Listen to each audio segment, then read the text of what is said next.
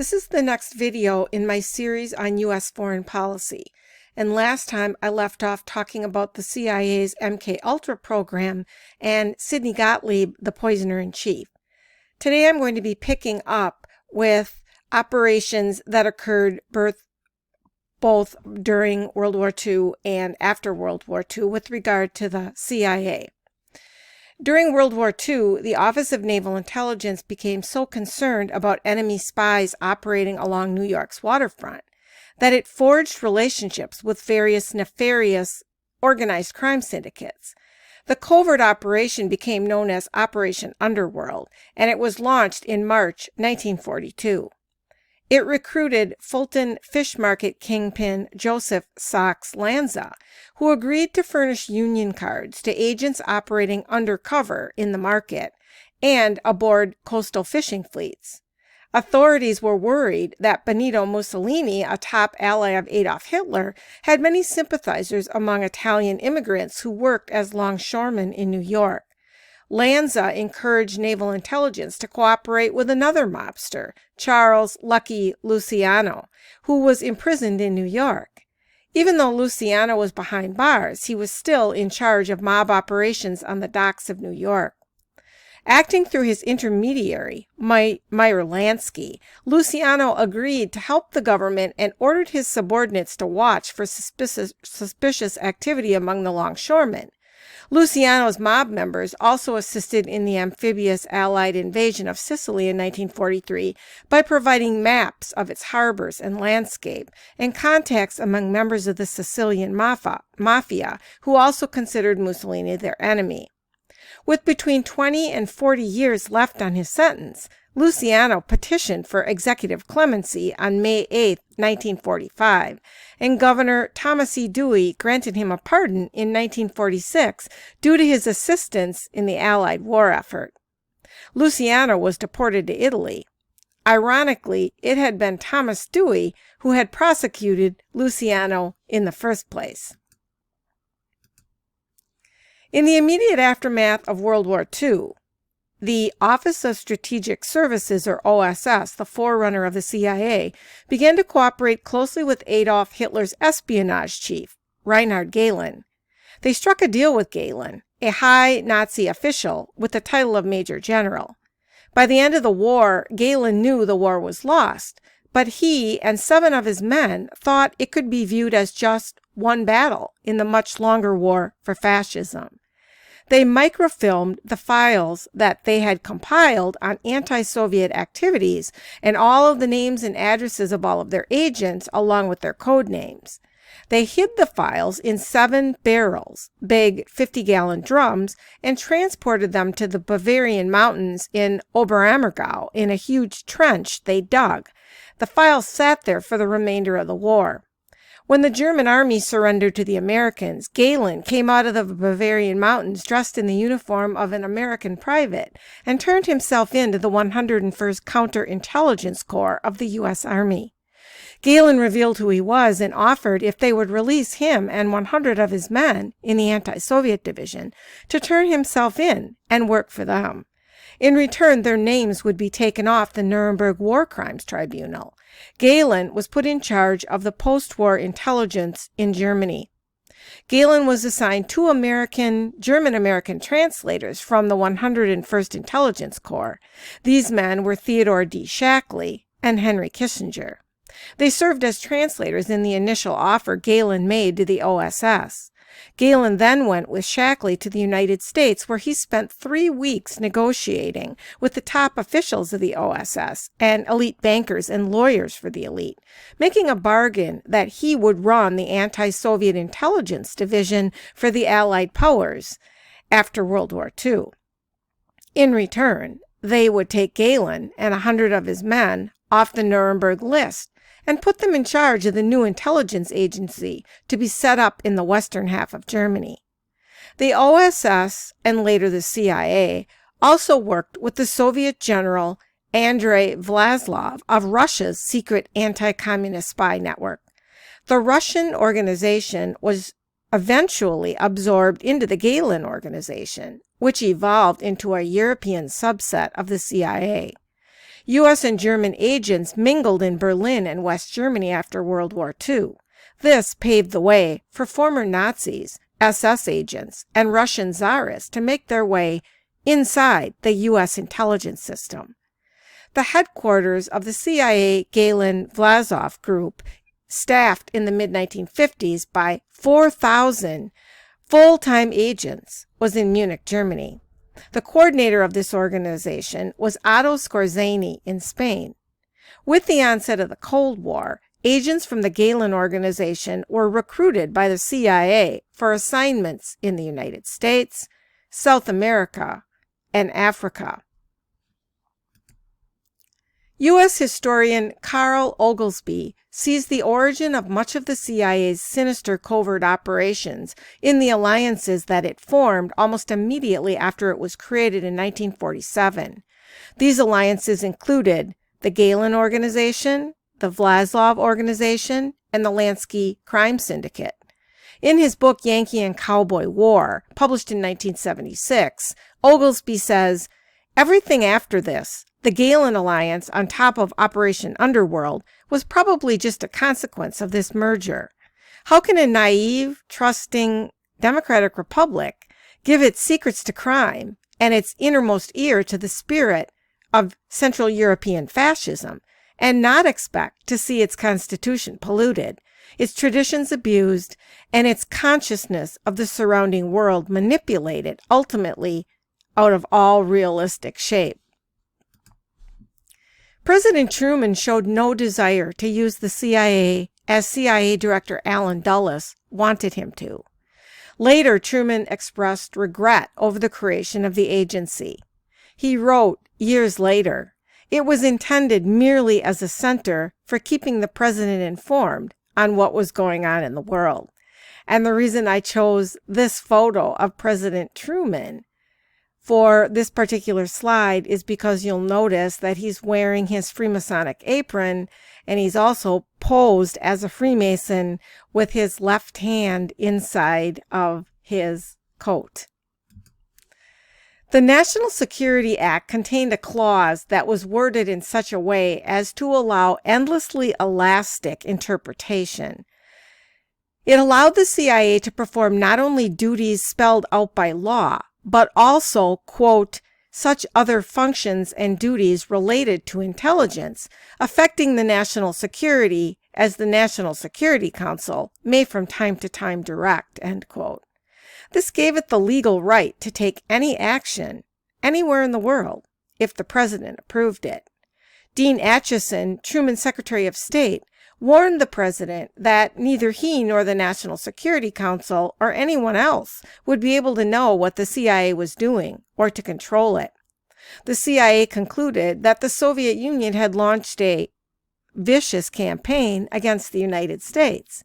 In response, the National Security Council, or NSC, authorized the CIA to engage in, quote, "propaganda, economic warfare, preventive direct action, including sabotage, anti-sabotage, demolition and evacuation measures, and subversion against hostile states, including assistance to underground resistance movements, guerrillas, and refugee liberation groups," end quote.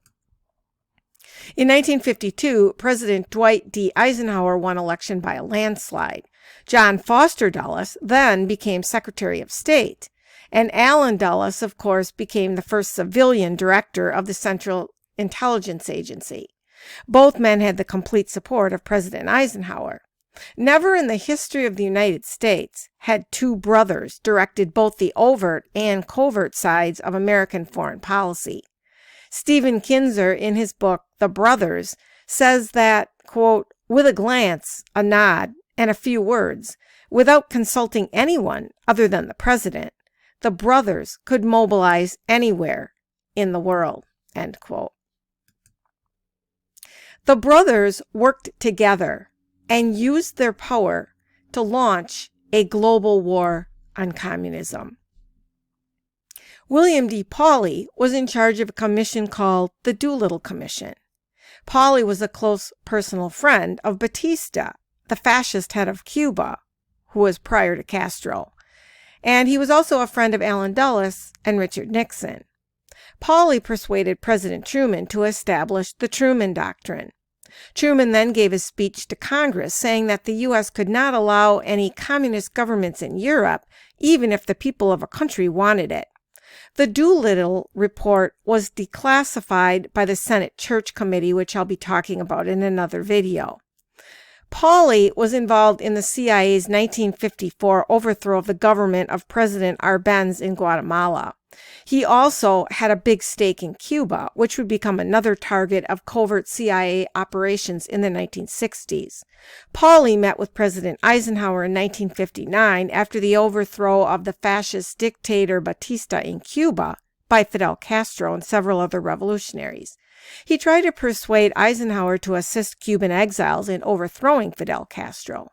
Pauly had owned the Havana bus system and many sugarcane refineries during the Batista regime.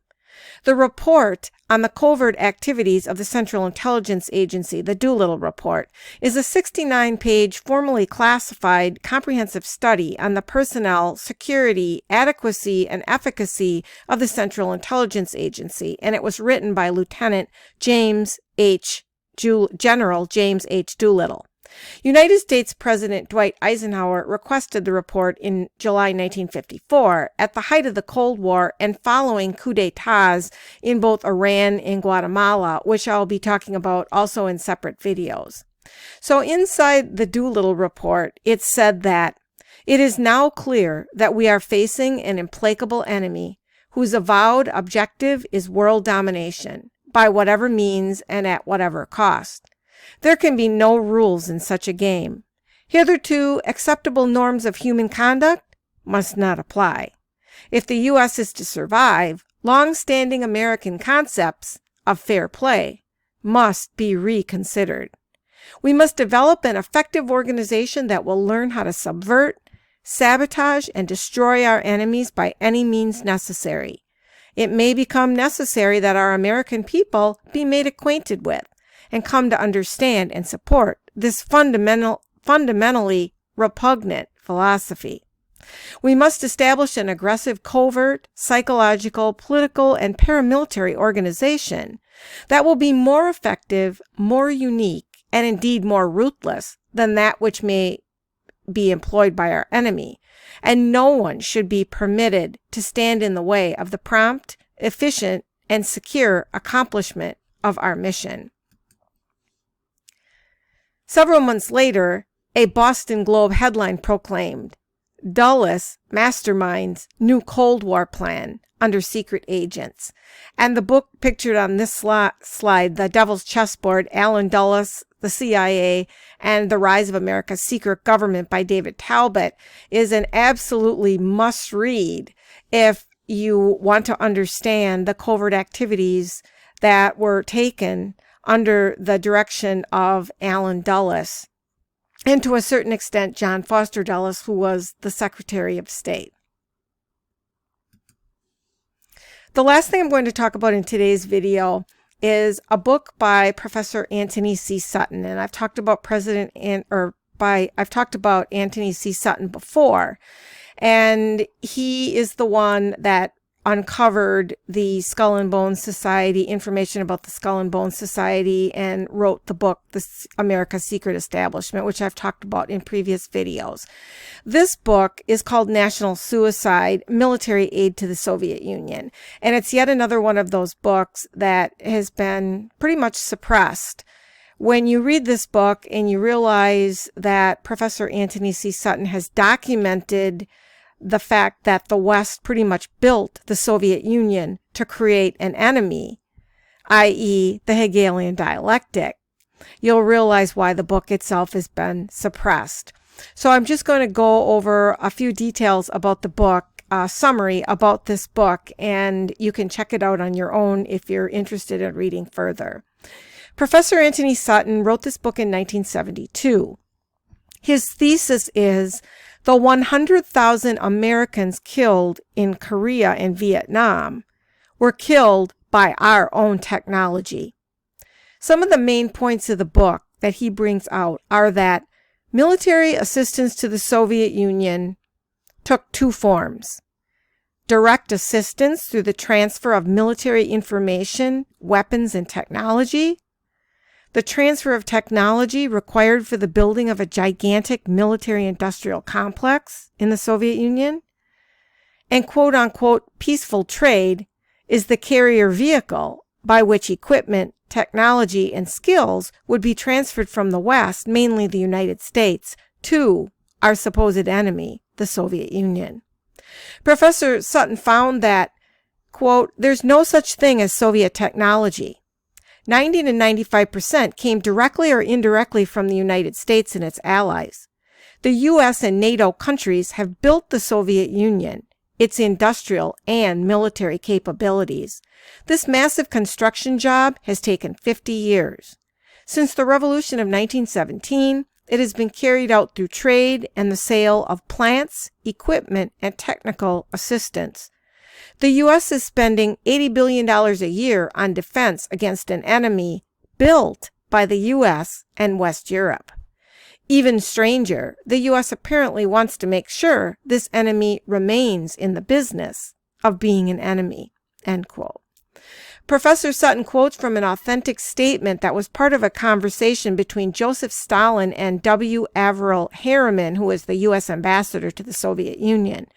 Ambassador Harriman was prominent in Soviet trade going back to the 1930s and was an outspoken supporter of yet more trade. This is what Harriman reported back to the State Department at the end of World War II. Quote, Stalin paid tribute to the assistance rendered by the United States to Soviet industry before and during the war. Stalin said that about 2/3 of the large industrial enterprises in the Soviet Union had been built with the United States' help or technical assistance, end quote. Another example that Professor Sutton gives in the book is up to 1968, the largest motor vehicle plant in the USSR was Gorky.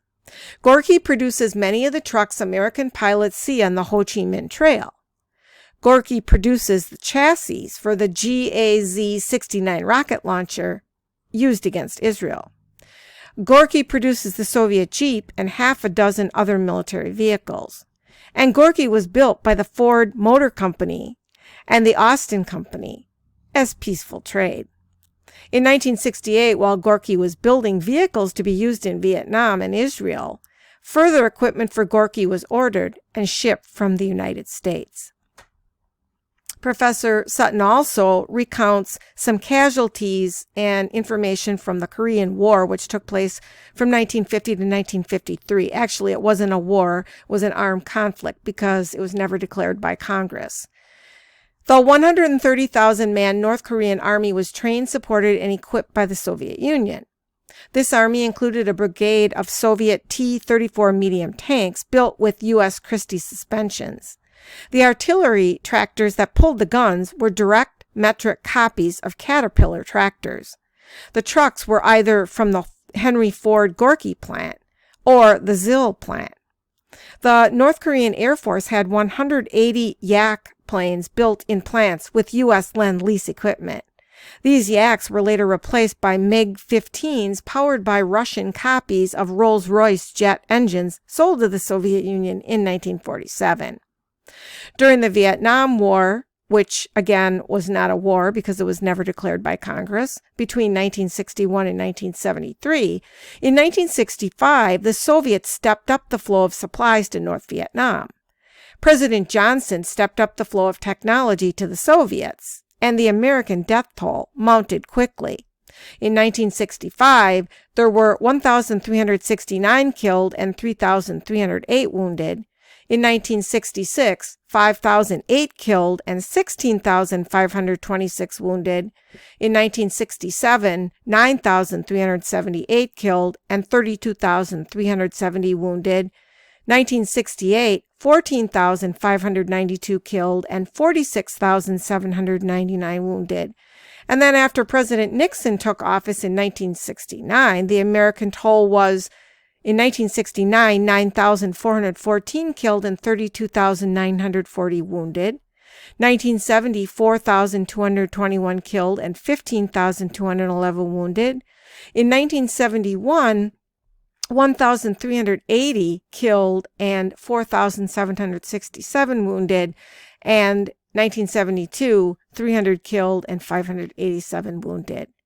And Professor Sutton concludes that about 80% of the armaments and supplies for the Vietnamese War came from the Soviet Union. A key part of President Nixon's policy was the transfer of technology to the USSR. So again, another example of the Hegelian dialectic. Create a thesis, an antithesis, have those two clash against one another, and out of that, you have the synthesis. Next time, I will be talking about Operation Ajax, orchestrating regime change in Iran in 1953 by the Central Intelligence Agency.